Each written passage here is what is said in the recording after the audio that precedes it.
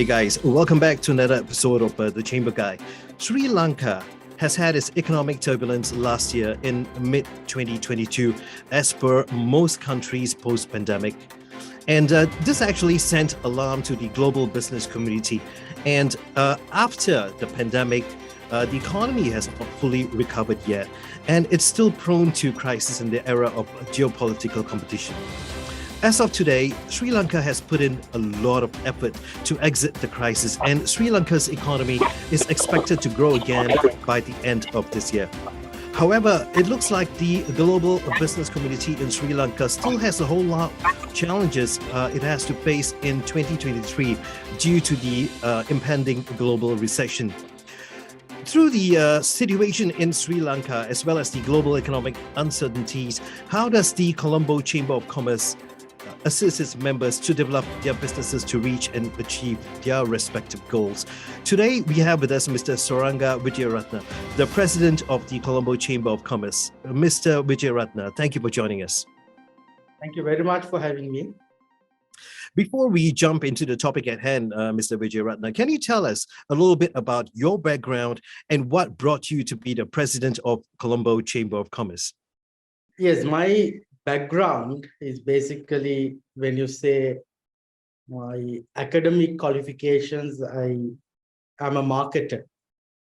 And prior to becoming an entrepreneur, I was working in the corporate sector for more than 15 years. And that's in diversified fields. But most of my career, I was in media, mostly in newspapers, and finally I was able to be the Director General of the National Television, which is the electronic media. But in addition to that, I was in tire industry, I was in IT industry, I was in consumer goods, so a few other areas as well. So when I was doing my studies and also when I work, I was so much interested in entrepreneurship development even as a subject. When I do my higher studies, that was one subject that I choose. Anyway, when it comes to becoming an entrepreneur, I believe there are two fundamental things required. One is that you are willing to take risk and you need to be innovative. So I felt I have both these characteristics within me. So I decided after some time that I wanted to be an entrepreneur. So once I became an entrepreneur, that I start dealing with chambers, chamber networks, business organizations, because I was a part of many organizations throughout. Then in 1998, my first job was with a company called Central, which is basically deal with tires. And the owner of that company where I worked first, in 2008, he became the first ever president from a regional chamber in the Federation of Chambers in Sri Lanka. So because of his association, I was exposed to chamber network ever since that I start work. So I involved with him in certain activities. So I think that created some sort of an interest in me. Later, when I became an entrepreneur, when Colombo Chamber is formed. It is actually a brainchild of this Mr. Ajit Watweva, who was my first boss, if I call. Then he invited me to be a part of Colombo Chamber.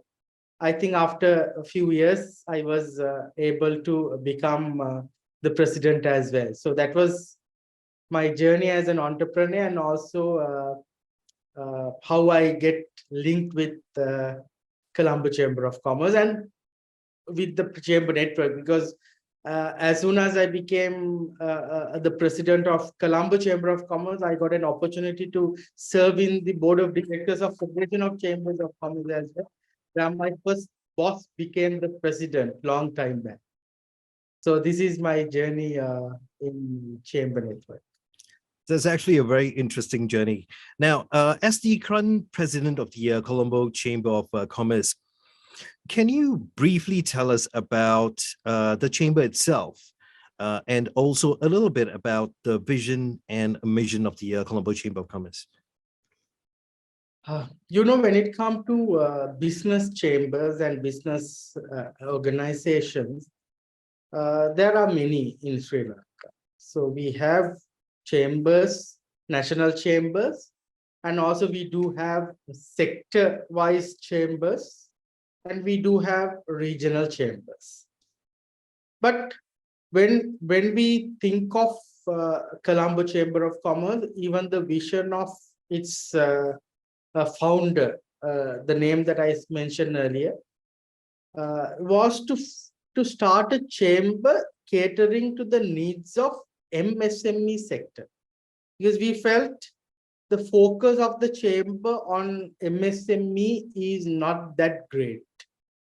It might lobby most of the like national issues affected on general business, I would say, yes.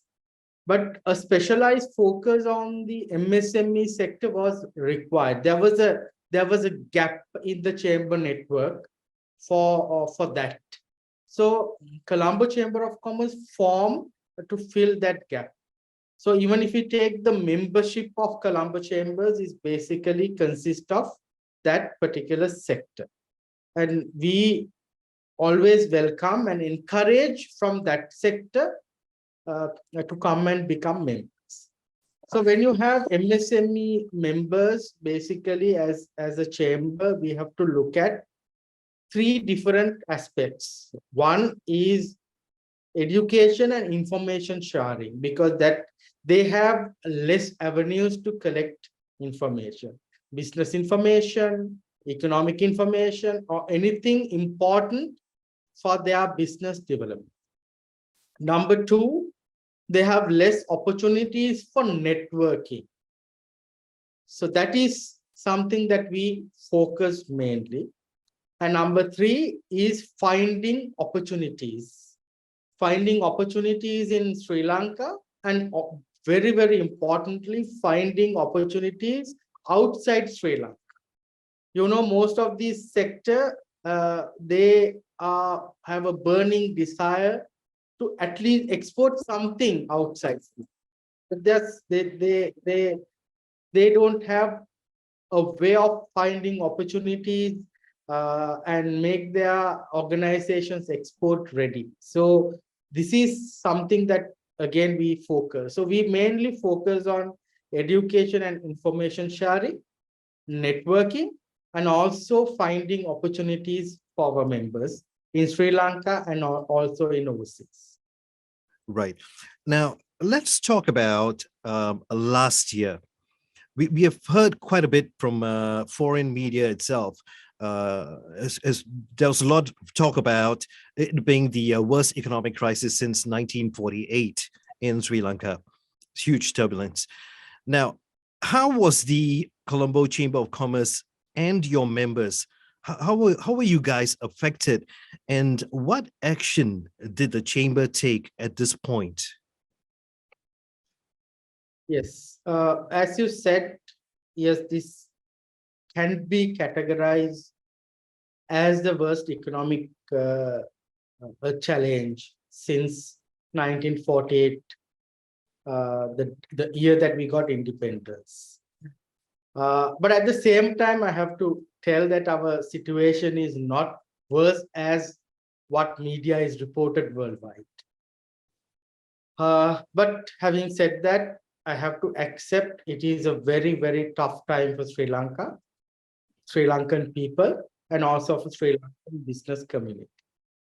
But in an economic crisis, yes, it is affected everyone because it's not only because of internal issues, because we were hit by the global health crisis as well that has affected economies everywhere, all the countries. At the same time, prior to that, we had an Easter attack, which had a very negative impact on economic activities and especially on our tourism, where we depend most of the dollar inflow to the country. So with all these things, yes, we were affected. And I would say that MSME sector where we operate are the most affected. Because in a multiple attacks on the business environment, now this sector which depend on day-to-day revenue, right, affected, and also they find it difficult to like find exact answers for it, because if you are a multinational big company, you have a lot of brains to support and to come out. You sit in a boardroom and like put all the brains together and finding a solution. But this small and medium entrepreneurs, they don't have a lot of people to brainstorm. So they have mostly only he or she is there to take decisions. So they were affected very much. So as a chamber, what we thought is, when it comes to this sector, what you really need to give as on priority basis is give some moral support. Because once this kind of a situation arises that they are mentally down and they are not in a position to take correct decision. So a lot of moral support, a lot of advisory services, free advisory services is required for this sector to survive. And also mainly they had an issue of access to finance because of this issue, and also rescheduling of their loans. So they really struggle, because at the start of 2020, with the global health crisis, even government, Central Bank of Sri Lanka has announced moratoriums. But it is announced, but even applying for a moratorium, this sector struggles. So there's a lot of support required. So we, in addition to like pressurizing the government to give a moratorium, we support our membership to apply and get it for them, because otherwise there's no point of having a scheme if it is not properly communicated and if they don't apply and win that for them. So that has been done. And also we have done a lot of sessions, a lot of workshops, mainly online, on how to survive, because in this kind of a economic condition, what matters most is not to make profit. You need to survive first. Once the economy is stable, then you can start making profits. But you have to survive up to that point to do that.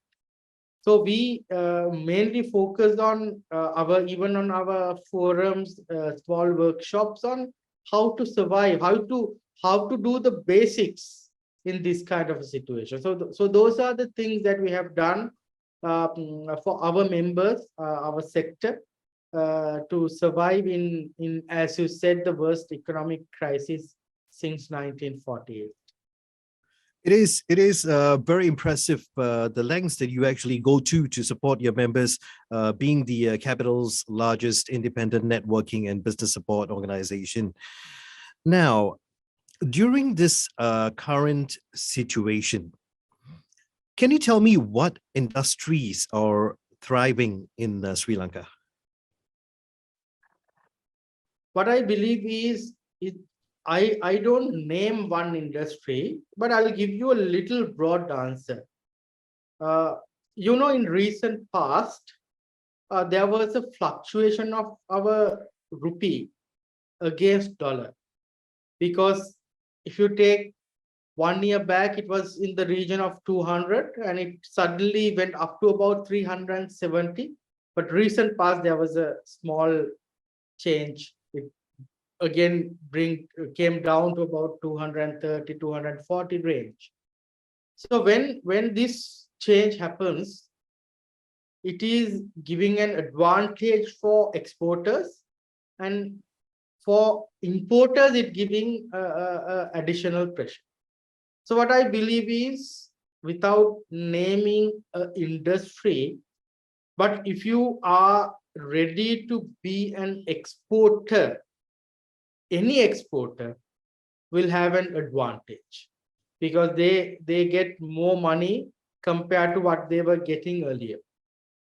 So exporters are increasing. You focus on your export will be the key during this period. And also, but we have to understand one thing, but Sri Lanka is a small country. We have a population of only 21 million. So we don't have an economies of scale when you do production like what India or a country like China is enjoying. So even if we do the export, we need to be competitive in price, but rather than competitive in price, that we can compete in most of the niche market, with niche products. We're not going with more mass market products.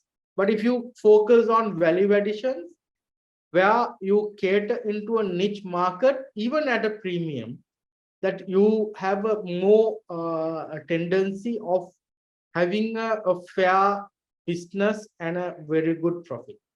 But we have traditional exports like tea, rubber, coconut. But as soon as a player comes and try to give value-added tea or do value addition to coconut or rubber or whatever the industry that you are in, if you do some value addition and try to cater to a niche market overseas, and that person is successful, there are loads of success to it. So without naming a particular industry, I will, in broad sense, I will say, if your focus is on exports and also value-added exports to a niche market with a niche market product, that you have a very high possibility of making a very good revenue for your company and a very good profit. And also as finally, ultimately, bringing a lot of dollar income to the country as well. Right. Thanks for that. Now, if I were a foreign investor who is looking for opportunities in Sri Lanka, I know the world has actually gone through a chaotic 2 years, 3 years post-pandemic. Now we are looking at a impending recession. There's talks of inflation. But I want to take a step out and I want to invest. So if I want to come to Sri Lanka, what would you say to me? What would your advice to me be? My strict advice is, this is the best time to invest. Number one, yes, there may be not loads of people are looking at Sri Lanka to invest, but I'm very strongly and very confidently telling that Sri Lanka will bounce back for sure, and we are at the right track right now. But if you talk about Sri Lanka 6 months back, what you have seen in media is long queues for fuel, long queues for the essential items, long queues for gas cylinders, etc., etc., and some sort of violent situation, which is not the case right now. We don't see any queue for you to pump petrol, and there are relatively very much uh, favorable condition in the market even to buy. So, and also there are indications showing positive results. For example, Sri Lanka is showing a very good increase in export revenue, even in a difficult market conditions. And also with the support of many friendly nations. And also we got the good news in the morning that IMF has approved a facility for Sri Lanka, which will have a huge impact on Sri Lankan recovery. So Sri Lanka will recover for sure. And if you are an investor looking at investing in Sri Lanka, this is the best time to do, because you will have the first mover advantage. So you will be established at the time that we are really up and running. And also the good news is that you know that Sri Lanka has a very much educated labor force. Our literacy rates are in high 90s. It is one of best in the region. This is for male and female both. Male and female both, it is in high 90s. So you have a very, very well educated labor force, very much updated labor force, where you do not need to worry, right? And also Sri Lanka in the recent past, as a policy, is creating a very investment friendly environment, especially for foreign investors. A lot of incentives to come as well in the pipeline, and I'm sure that we will be bounce back and come as a very strong nation. So if you're thinking of investing, if you try to delay it, you may be too late. But if you do it now, you will be much more stronger position to get the maximum benefit out of it once Sri Lanka is in a very stable state. I'm so confident, and I would like to invite anyone interested to invest, even in a small way, big way, whatever the way. This is the best time to come to Sri Lanka and think of it. I'm very impressed with your confidence, and my gut feel also tells me that this is the right time to invest in Sri Lanka. Now, Mr. Wijeyarathne, thank you so much. We have actually come to the end of part one. Right now, folks, we are at the end of part one with Mr. Saranga Wijeyarathne, the president of the Colombo Chamber of Commerce. When we come back in part two, we will discuss a little bit more about the Colombo Chamber of Commerce, its role in preparation to counter the global recession and support its members. We will also find out how you can actually flip your business around by becoming a member of the Colombo Chamber of Commerce. Stay tuned.